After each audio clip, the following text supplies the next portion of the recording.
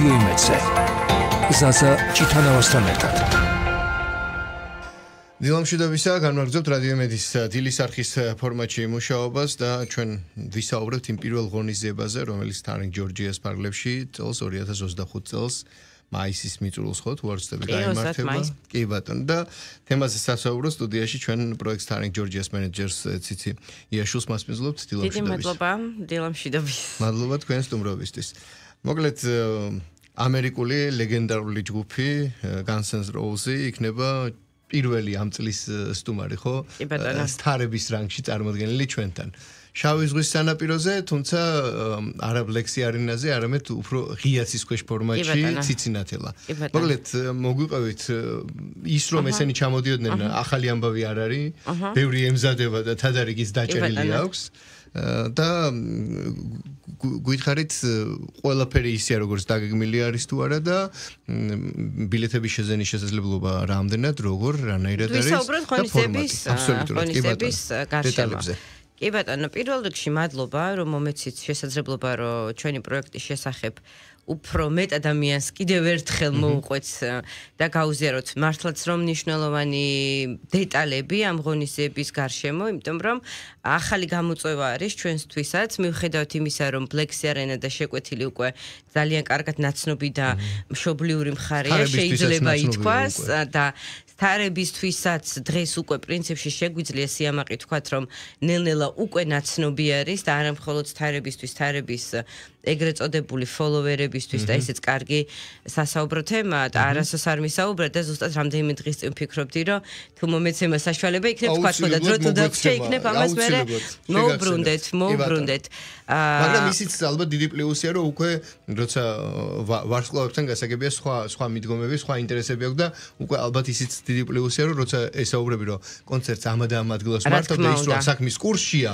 რა თქმა უნდა, ესეც მის გამბედაობას დათანხმების. რადგან ამ თემას შევეხეთ, მოდით თუ გინდათ აქედან დავიწყოთ საუბარი, რომ მე არ ვიცი ვის როგორი წარმოდგენა აქვს მით უმეტეს ამ ქვეყანაში, მაგრამ კიდევ და კიდევ გავმეორდები და ვიტყვი, რომ გასართობი ინდუსტრია ეს არის თანამედროვე სამყაროში სრულიად ახლად ჩამოყალიბებული ინდუსტრია, რომელიც ძალიან სწრაფი ტემპებით იზრდება, ხო? აქ არ არის აუცილებელი, რომ ძალიან კარგად ვერ ყვეოდეთ ამ ინდუსტრიაში, აი ელემენტარული დაფიქრება გვჭირდება და ელემენტარული წარმოდგენა, რომ გავიაზროთ ამ მიმართულებით მსოფლიო მასშტაბით რა ნაბიჯები გადაიდგა, რა ძრები მოხდა, მსოფლიოს რამდენმა ქვეყანამ მიიღო გადაწყვეტილება, რომ სწორედაც რომ დიდი მასშტაბის ღონისძიებები გამოეყენებინა ახალ მიზიდულობის ძალად ტურიზმის მიმართულებით გასააქტიურებლად, ხო და აქ ხა ამაზე დრო რო არ დავკარგოთ, ელემენტარული ადამიანს, ვისაც სურვილი გაუჩნდება, რომ მოძებნოს, შეგვიძლია Google-ში ერთი კოდური სიტყვა ჩავწეროთ entertainment ინდუსტრიის სახელით და ამოგვიგდებს მართლაც რომ აურაცხელი რაოდენობის ღონისძიებებს მთელი მსოფლიოს მასშტაბით. რატომ? იმიტომ რომ განსაკუთრებით კოვიდის შემდეგ ახალი ერა დადგა ხო ადამიანების ცხოვრებაში და მანამდე თუ ადამიანების უმეტესობა იგივე ჩვენ თავს რომ გადავხედოთ ჩვენ მეგობრებს სტრესს და ვკითხოთ ხო რომ აქამდე თუ კოვიდამდე თუ ყველა რაღაც დანაზოგს აგროვებდა რაღაც სიბერისთვის ემზადებოდა ხო და რაღაც ამომავლო გეგმებზე ფიქრობდა, ვნახეთ რომ რაღაც სხვა მოხდა, ყველამ დღევანდელი დღით დაიწყო ცხოვრება და ყველა აქცენტს აკეთებს აქ ახლა და ახლანდელი ცხოვრებიდან მიღებული სიამოვნებით, ხო? მე არ ვიცი, შეიძლება ამანაც განაპირობა დიდწილად გასართობი ინდუსტრიის პოპულარობა დღეს, მაგრამ ფაქტია, რომ ერთ-ერთი ყველაზე სწრაფად მზარდი ინდუსტრია. ეს ზოგადად ინდუსტრიის შესახებ. ეხლა რაც შეეხება საქართველოს, მართლა ძალიან მიამაყება, რომ 3 წლის წინ საქართველო მიიღო გადაწყვეტილება, რომ გადაგვედგა პირველი ნაბიჯები და საქართველოსაც გამოეცხადა ბინა პრეტენზია კარგი გაგებით ბჭყალებში, რომ ჩვენ შეგვიძლია ჩვენს ქვეყანაში ვუმასპინძლოთ მსგავსი ტიპის ღონისძიებებს. გადავდგით პირველი ნაბიჯები, პირველი თარინგ ჯორჯიას პირველი სეზონის განმავლობაში არაერთი პირველი პრეცედენტი შეიქმნა ამ პროექტის ფარგლებში, რაც ასევე სასიხარულოა, მაგრამ გვაქვს ასევე შვიცარიაში გაყიდული 30,000 ბილეთი, სრული სტადიონი ფაქტიურად და საათსა და 50 წუთში გაყიდული სრული Black-ი არენა სკორპიონსის შემთხვევაში. საათსა და 50 წუთში. კი ბატონო, დამეთანხმებით, რომ მე რო ზედმეტი საერთოდ აღარ ვილაპარაკო და სურო ვინმეს არ მოწონდეს ის, რასაც ვაკეთებ და მით უმეტეს ვერ ხვდებოდეს გასართობი ინდუსტრია, რას ნიშნავს? ფაქტები მეტყველებს იმ შედეგზე და ფაქტები მოქმედებს იმ საქმეზე, რაც გასაკეთებელია, ხო? ეხლა კიდევ სხვანაირი კუთხიდან შევხედოთ. მაგალითად, პირველი სეზონის განმავლობაში დაახლოებით 18500 უცხოელი იყო ჩამოსული, ვინც ჩვენს ღონისძიებებს დაესწრო. 18500 გეუბნებით როგორც იცით, რაც დაუშვათ, ვიცით რომ ბილეთები იყიდებოდა Black Sea-რის და Ticket-ის პლატფორმებზე და ამ ციფრს გეუბნებით, აი აქ უცხოური სახელების და გვარებით მომხმარებლების იდენტიფიცირება, რაც მოხდით, მაგრამ არ გამორიცხავთ იმას, კიდევ დარწმუნებით გეუბნებით, რომ ამ ციფრის გარდა კიდე იყვნენ უცხოელი მომხმარებლები და ესეც უკვე ბოლოს მივიღეთ ინფორმაცია, იმიტომ რომ მაგალითად ბრუნო მარსის კონცერტამდე რამდენიმე დღით ადრე უკვე სხვადასხვა კომპანიებმა, ტურისტულ კომპანიებს გულისხმობ დაიწყეს მოწერა, რომ იცით რა, ყაზახეთიდან ყავს დიდი ჯგუფი, აი იცით რა, კონკრეტული შემთხვევები იყო. აზერბაიჯანიდან და გთხოვთ, რომ აი რაღაცა საპარკინგე მიმართულებით დაგვეხმაროთ ავტობუსის ადგილის გამოყოფაში და ზუსტად რომ ეს ის ინფორმაცია და ეს ის შედეგებია, რომელიც მეტყველებს თვითონ პროექტის მნიშვნელობაზე და საბოლოოდ აი ამ ყველა კომპონენტის და ყველა შედეგის გაერთიანებით მივედით იქამდე, რომ ეს პროექტი წარმატებული, ეს პროექტი უნდა გაგრძელდეს და თუ 2 წლიანი პროექტი დასრულდა და ახლა ახალი სიცოცხლით მესამე სეზონი უნდა დავიწყოთ, მივედით იქამდე, რომ ეს პროექტი ნამდვილად იმსახურებდა, რომ უფრო მეტი შესაძლებლობები გაგვეშალა. შესაძლებლობებში რას გულისხმობთ ამ შემთხვევაში? შესაძლებლობებში რას გულისხმობ და გულისხმობ კამპანიას თუ როგორც ფორმირდა. მაგალითად პირველი 2 წლის განმავლობაში თუ ჩვენი მთავარი სათქმელი მესიჯი იყო რომ საქართველოს მთავარ როლში და ზუსტად Starring Georgia-ც ამას ნიშნავს 2025 წლის მუსიკალური სეზონის მთავარი გზავნილი არის გურია მთავარ როლში, იმიტომ რომ გვინდოდა რომ კიდევ უფრო მეტი შესაძლებლობა გაგვეშალა. ეხლა გადავიდეთ უკვე Guns N' Roses-ზე თუ კონკრეტულზე. კი, ამ შესავლის შემდეგ ხო, უკვე კონკრეტულ ღონისძიებაზე, რომელიც ამ ჯგუფს Guns N' Roses ერთგვარი პატივი ერგო, იმიტომ რომ სეზონი უნდა გახსნას და ერთგვარი მისიონერის როლიც აქვს, იმიტომ რომ აი ეს მთავარი გზავნილი, რაც 2 წამის წინ ვახსენეთ, გურია მთავარ როლში, ზუსტად ლოკომოტივის ფუნქცია ამ შემთხვევაში Guns N' Roses-მა უნდა იტვირთოს.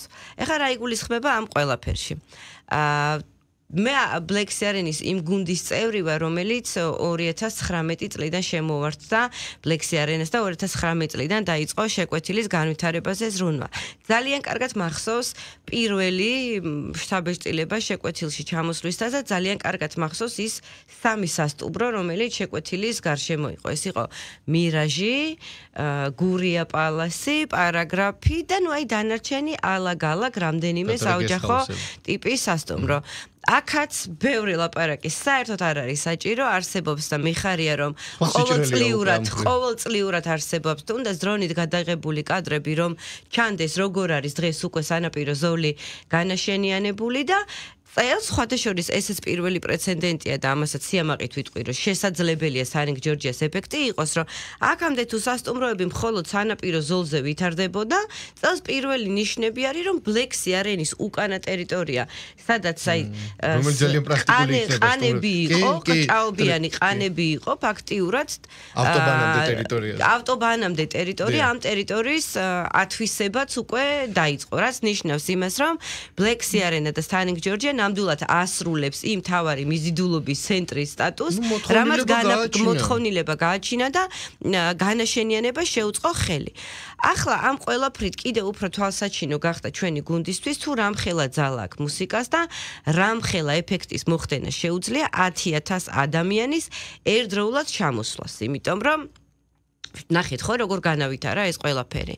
აქედან გამომდინარე მივიღეთ გადაწყვეტილება რომ თუ ვიცით უკვე 10,000 ადამიანის გურიის რეგიონში ჩამოსვლა რა ეფექტს იძლევა, მოდი რა კიდევ უფრო მეტი ვცადოთ, გავცდეთ Black Sea-რის კედლებს და გადავიდეთ ციცინათელას ტერიტორიაზე და Guns N' Roses-ის ასეთი მასშტაბის ბენდის ჩამოსვლა სავსებით შესაძლებელს ხდის იმას, რომ ციცინათელა ატრაქციონების პარკის პარკინგზე შევქმნათ ახალი ეგრეთ წოდებული venue სცენა, რომელიც საბოლოოდ მოგცემს შესაძლებლობას, რომ შეკვეთილი არა მხოლოდ Black-Sea Arena იყოს, არამედ ნელ-ნელა მივიდეთ იქამდე, რომ გადავაქციოთ საფესტივალო ქალაქად და გავხადოთ ერთგვარ მიზიდულობად ახალგაზრდებისთვის, რომელსაც უნდათ ისეთ ადგილას დასვენება, სადაც იციან, რომ მუსიკა სულ იქნება, მათთვის საინტერესო თავშესაქსევი ყოველთვის იქნება და წარმოიდგინეთ, როდესაც დადგება ის დღე, როდესაც შეკვეთილში ციცინათელაზე გაქვს დიდი ღონისძიება, გადმოდიხარ Black-Sea Arena საშუალო მასშტაბის ღონისძიებებით, აქეთკენ პარკი სრულად განვითარებული უკვე, პარკში სოციალური სივრცე, რომელიც ნამდვილად არ უჩივის პარკთან მრავალფეროვნება კი ბატონო და ასევე წლევანდელ სეზონს კიდევ ერთი ახალი ობიექტი ემატება მუსიკოსთა პარკში და წარმოიდგინეთ რამდენად საინტერესო შეიძლება გახდეს დღეს საქართველოში ნებისმიერი ახალგაზრდისთვის იქნება ეს ქართველი თუ უცხოელი შეკვეთილში ჩამოსვლა დასვენება და ხარისხიანი მუსიკის ამ ყველაფერთან ერთად Black-Sea Arena-ს მოცემულობა და უკვე ციცინათელას მოცემულობა სხვა ფორმატის კონცერტების გამართინებლების სხვადასხვა შესაძლებლობებს იძლევა და ზუსტად მაგიტო ვახსენე შესაძლებლობაც და ნუ თვიდა ტექნიკური კუთხითაც გარდა იმ თანამდები რაღაცეების ზუსტად მესმის თქვენ რაზე ამახვილებთ ახლა ყურადღებას და საუბრობთ იმიტომ რომ 90-იან წლებში მე მახსოვს როგორი ნონსენსი იყო როდესაც სკოლაში ვიყავი თუ სტუდენტი როგორ რეი ჩარლზი საქართველოში აი თბილისში ჩამოვიდა რა ხდებოდა და როგორ მინდა და იმ კონცერტზე მაშინ და მოკლედ რეი ჩარლზი ჩამოვიდა მაშინ მთელი ამბავი იმაში მდგომარეობდა რომ ჩვენ რაღაც გამონათება გქონოდა და რაღაც დასაწყისი იყო ხო 90 რომელი წელი იყო სულ მახსოვს რომ თბილისში ჩამოვიდა ქართველებისთვის იყო იდეაში ეს კი ბატონო მაგრამ ნუ მეზობელი სივრცეებიდანაც მოვიდნენ მაგრამ იქ აქცენტი იყო ქართველებისთვის ეს ოაზის შექმნა იყო ახლა უკვე ამ ფორმატით რასაც Starring Georgia ქვია და ამ ხელოვანების აქ მოყვანა რა თქმა უნდა ქართველებისთვის ლანგარზე მოცემული სიტუაცია რო ერთი ქალაქიდან მეორეში ჩავიდეს და აქ ნახოს ეს კონცერტი მაგრამ სხვა არის რომ აქ მხოლოდ ქართველებისთვის არ არის ხო გეთანხმებით სტუმრების მოსვლის კიდევ მეტი გეთანხმებით მაგრამ აქაც დავამატებ რა რომ ნებისმიერ შემთხვევაში ეს ყველაფერი ქართველებისთვის არის და რატომ პირველ რიგში ქართველებისთვის ხომ არის მაგრამ იგივე ეს მეზობელი ქვეყნებიდან რომ ჩამოდეთ ისეც ხო ამათვის არის ისეც ხო ამათვის არის მოცემულობა იზრდება თავისთავად უბრალოდ ისევ აქ არის რა რომ ალბათ ხანდახან ადამიანებს უფრო დეტალურად რაღაცის თქმა გვჭირდება რომ მე სადღაც საფიქრალი გვიჩდეს რომ ჩვენი სადღაც გავიაზრო და ზუსტად მაგას გულისხმობ და ჩემი შესავალიც იმიტომ რომ მესმის რომ ახალია და ახალ სხვანაირი მომზადება და გაგება ჭირდება მაგრამ ეს არის რა ნუ განვითარება და წინსვლის სურვილი ყოველთვის რაღაც ახალ იდეას ბადებს და ახალ იდეას აქვს იმის უფლება რომ თავიდანვე იარსებოს წარმატების ფიქრების პარალელურად და მით უმეტეს როცა ეს წარმატება შედეგს იძლევა და თვალსაჩინო არის უკვე ეს ყველაფერი ჩვენთვისაც დამატებითი мотиваცია არის რომ უფრო მეტი გავაკეთოთ და ზუსტად ეს დამატებითი мотиваცია არის გურია მთავარ როლზე. ეხლა ნახეთ. აქაც მინდა რომ სხვა ჭრილში ვისაუბროთ ცოტა სანამ უშუალოდ ლეგენდებამდე მივალთ იმიტომ რომ ჩვენ ისე გამოგდის რომ ლეგენდებს და კონკრეტულად ამ ამერიკულ როკ ჯგუფს მოვიტოვეთ ბოლო როკმად და ბოლოში დავაანონსოთ კიდევ ერთხელ ესე იგი პირველ რიგში მნიშვნელოვანია ვთქვათ ის რომ Guns N' Roses ეს არის ბენდი ამერიკული როკის ერთ-ერთი ფაქტიურად ფუძემდებლებით შეგვიძლია ვთქვათ რომელიც 40 წლიანი დიდებით ისტორიით არიან და მიუხედავად შემადგენლობის არაერთი ცვლილებისა და ოლიმპზე ისევ რჩებიან რა თქმა უნდა იმიტომ რომ აქ ალბათ რომ არ იყვნენ Axl Rose და Slash სხვა საკითხი იქნებოდა მაგრამ ეს ფენომენალური ბენდი ვიტყოდი რომელიც მარტო ბენდი არ არის იმიტომ რომ აი აქაც ორი წამი რომ დავფიქრდეთ არაერთ ბენდს გავიხსენებთ მაგრამ იშვიათად გაგვახსენდება ბენდი რომელსაც ყავს ორი სოლისტი და ისეთი რანგის და ისეთი მასშტაბის ვირტუოზები რომ აი ცოტა ეხა მე თან თქვენი ტექსტი მოვისმენთ თან მე აქცენტი რომელზე გამეკეთებინა მე თვითონ ავირი იმიტომ რომ ასეთი დონის ორი სოლისტი რომ მართლა გაჯადოებს სცენიდან და არიცი ყურადღება რომლისკენ მიიპყრო და რომლის ეგრეთ წოდებული ფანი გავხდე მართლაც რომ ორივეს აერთიანებს ერთი ბრენდი ხო და ასეთი ბენდი სამწუხაროდ ბევრი ბრენდი არ არის მეორე მნიშვნელოვანი რაც არის, რომ მათი ესეც როგორც ციფრია ნახეთ 51 წელი დაიწყო მათი კარიერის და მნიშვნელოვანი იქნება ის, რომ კონცერტი, რომელიც მათ საქართველოს უნდა აჩვენონ ახალი ტურის ფარგლებში, იქნება საქართველოს ისტორიისთვის ხანგრძლივობით ყველაზე დიდი. ანუ კონცერტი გაგრძელდება 3 საათს და 15 წუთს და ფაქტიურად 40 წლის განმავლობაში შექმნილ ყველა უდიდეს ჰიტს მოისმენს მაყურებელი. ეხლა დაფიქრდით და ისევ 3 საათი და 15 წუთი. ანუ რა გველოდება? ერთგვარი დაიჯესტი იქნება მუსიკალური და ანგარიში ჩაბარება? კი. აქვე მნიშვნელოვანი ინფორმაცია, რომ ღონისძიება დაიწყება 9 საათზე, საღამოს 9 საათზე.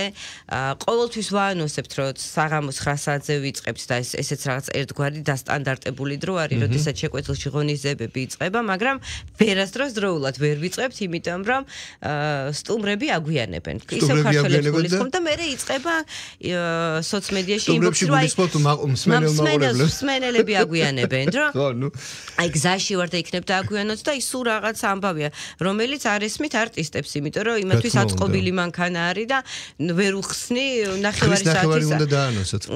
ეს ის შემთხვევა, როდესაც კონცერტი აუცილებლად 9 საათზე უნდა დაიწყოს და ვერ გადაცილდება ვერც ერთი წუთი, იმიტომ რომ ხანგრძლივობა არის 3 საათი და 15 წუთი.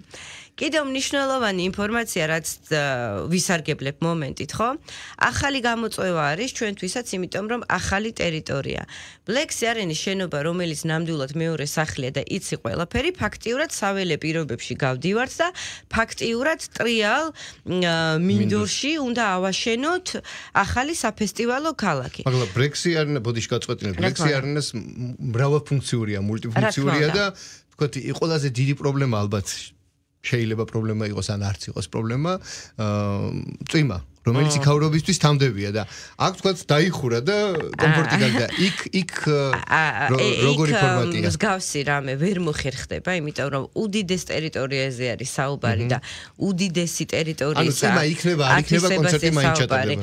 წვიმა იქნება თუ არ იქნება კონცერტი ნამდვილად ჩატარდება, უბრალოდ განსხვავება ის იქნება, რომ თუ რამდენიმე დღით ადრე გვეცოდინება ამინდის პროგნოზის მეშვეობით, რომ სტუმარი, იქ მოგვიწევს, რომ სხვა დამატებით რეკომენდაციებზე გავაკეთოთ აქცენტი, მაგრამ მოცემულ მომენტში ახლა რაზეც მინდა ვისაუბრო არის ის, რომ უდიდესი ტერიტორია გვაქვს ასათვისებელი. 40,000 ადამიანი უნდა შევკრიბოთ ფაქტიურად ერთ ადგილას, ხო? 3 საათის განმავლობაში. რაც ნიშნავს იმას, რომ ციცინათელის მიმდებარე ტერიტორიები უნდა ავითვისოთ და პირველ რიგში რაც უნდა გავაკეთოთ, უნდა შევქმნათ 3 ახალი უდიდესი საპარკინგე ტერიტორია, რომ ეს ხალხი ლოჯისტიკურად სადღაც უნდა შევკრიბოთ და საიდანღაც უნდა მივიყვანოთ. იცი, ერთი წამით, ციცინათელა ვიცით, ბავშვების გასართობი დიდი კომპლექსია, ხო? კი ბატონო. იმას დიდი მე მგონი არ ვიცი. კი ბატონო. ზუსტ სანაპიროს თუა და ეს არის ცენტრალურ გზასთან. მოსასვლელად უკვე გაადვილდა, იმიტომ რომ ძველი ცენტრალური გზაც არის, ავტობანიც იქვია და მოდიხარ, მაგრამ კონკრეტულად საკონცერტო სივრცე და სამაყურებლო ეს ანუ ნახეთ როგორი ამბავია. მართალს ბრძანებთ, მეტნაკლებად ეს ძველი ცენტრალური გზა განტვირთულია, იმიტომ რომ ახალი ავტობანი არის, რომელიც გადავა, მაგრამ წარმოიდგინეთ. ციცინათელას პარკი, ციცინათელას პარკის გვერდით მდებარე უგრძელესი, უდიდესი საპარკინგე ტერიტორია, რომელიც წარმოვიდგინოთ, რომ ნაწილი იქნება სცენა და ნაწილი იქნება ეგრეთ წოდებული საცეკვაო მოედანი, ხო, სადაც ხალხი უნდა განთავსდეს. ეხლა წარმოიდგინეთ, 3 წერტილი უნდა ავიღოთ, იმიტომ რომ სხვადასხვა ტერიტორიებიდან უნდა მოვიყვანოთ უამრავი ადამიანი. პირველი საპარკინგე ტერიტორია ათვისებული იქნება Black Sea Arena-ის პარკინგები. ესეც გვახსოვს, ხო, კარგად, იმიტომ რომ ახლოს არის შეკვეთილში დაბინავებული სტუმრებისთვის მარტივი არის Black Sea Arena-ის ტერიტორიაზე მისვლა, ანუ პარკინგის ტერიტორიაზე და იცით რომ ისედაც ყოველი ღონისძიების ფარგლებში თანამშრომლობთ რკინიგზის დეპარტამენტთან, იცით რომ Black Sea Arena-ის უკან ჩვენი ბაქანი არის და ნუ თბილისიდან თუ სხვადასხვა რეგიონებიდან მატარებლით მოსული ადამიანები იქ მოხვდებიან. ანუ პირველი პარკინგი უნდა იყოს Black Sea Arena, ადამიანები მოდიან, აქ ჩერდებიან, ვინც მანქანით არის, მანქანას აქტოვებს, აქედან უნდა დავაყენოს დამატებითი რეისები, ავტობუსები, ეგრეთ წოდებული შატლ ბასები, რომელიც Black Sea Arena-ის ტერიტორიიდან ციცინათელამდე იმოძრავებს, ну, მაგრამ მივნენ იმ შემთხვევაში თუ ავტობუსით ისარგებლებენ, იმიტომ რომ სხვა შემთხვევაში დაახლოებით 3 კილომეტრი მოუწევთ, რომ ფეხით გაიარო. მაგრამ ისაც სურვილი ექნება, რომ ფეხით გაიარო, ამ გზასაც მარტივად გავლით, იმიტომ რომ ამ გზაზე სხვადასხვა თავშესაქცევები იქნება. ერთი პარკინგი, მეორე პარკინგი ქობულეთიდან იქნება და აი ისევ ანალოგი მდგომარეობა იქნება და მესამეს აი ზევიდან ავტობანიდან გზა რო ჩამოდის სადღაც იმ ტერიტორიაზე. ანუ მთელი სირთულე არის რომ ეს 3 წერტილი შეიკრას. მეორე მთელი სირთულე არის ის რომ ამდენ ადამიანს შესაბამისი გამასპინძლება ჭირდება და რომ დაუკვირდეთ, ანუ შეკვეთილის მხარე, ანუ ბლექსიანის მიმდებარედ შეკვეთილი მეტნაკლებად განვითარებულია, მაგრამ შეკვეთილის ბოლო ნაწილი, ანუ ქობულეთის დასაწყისი, აუთვისებელია. ესეც არის ისევ გურია მთავაროლში მესიჯის ერთ-ერთი გზავნილი, რომ მოდი რა, აქეთკენაც ავაშენოთ. იმიტომ რომ ბლექსიანამ ხო განავითარა გარშემო და ეხა 40,000 ადამიანს აქ რო შევაგროვებთ, ავტომატურად ხო ბუნებრივად გამოიწევს რაღაცებს, ხო? სასტუმროები ყველაზე მინიმუმი. რაც ქობულეთში ასე თუ ისე განვითარებულია. ეხლა ნახეთ როგორი მდგომარეობა.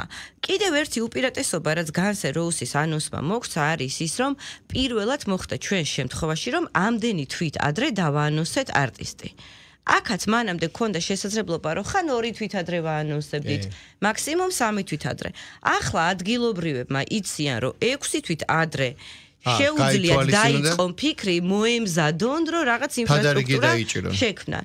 და ზუსტად ეს არის კიდევ ერთი ამბავი, რომ ჩვენ უკვე დავიწყეთ მუნიციპალიტეტების დახმარებით ადგილობრივებთან კომუნიკაცია, რომ დროულად მივაწოდოთ ინფორმაცია,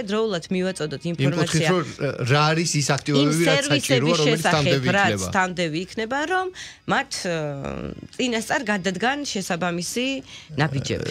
ძიძი, მე კიდე არაერთი კითხვა მქონდა, მაგრამ საერთოდ რომ ამასობაში იწურება და დაპირებული თემაც შენახული მაქვს, თქვენ ფოლოვერები ახსენეთ. ფოლოვერების ნაწილსაც განიხილავთ როგორც მიზიდულობის საქართველოს ტურისტული იმიტომ რომ ამაზე არასდროს არ გვისაუბრია და აქაც ისევ თქვენი დახმარება დამჭირდება რომ ყველამ კარგად ვიცით რომ თანამედროვე ეპოქა არის რეკლამის ეპოქა და მარკეტინგის ეპოქა ხო მაგრამ ისიც კარგად ვიცით რომ ყველა ვხედავთ ლამაზ რეკლამებს მაგრამ ვიცით რომ ლამაზი რეკლამა ახლა წარმოიდგინეთ თქვენ რომ როდესაც გულმხურვალე ფანი ხართ რომელიმე არტისტის და იცით რომ ის არტისტი ჩადის რომელიღაც ქვეყანაში და ის ქვეყანაში კონცერტის კმაყოფილია და დადებითი ემოციებით მოდის მასზეც გადადის და მისი გულწრფელი პოსტები იქნება თუ სტორები რამდენად გულწრფელი და დამატებითი რეკლამა შეიძლება იყოს ეს რო არ გვეყო აშკარად და ჩვენ შეგვიძლია კონცერტი რომ მოახლოვდება ამ კონცერტის მერე ეს მოცულობითი თემაა როგორც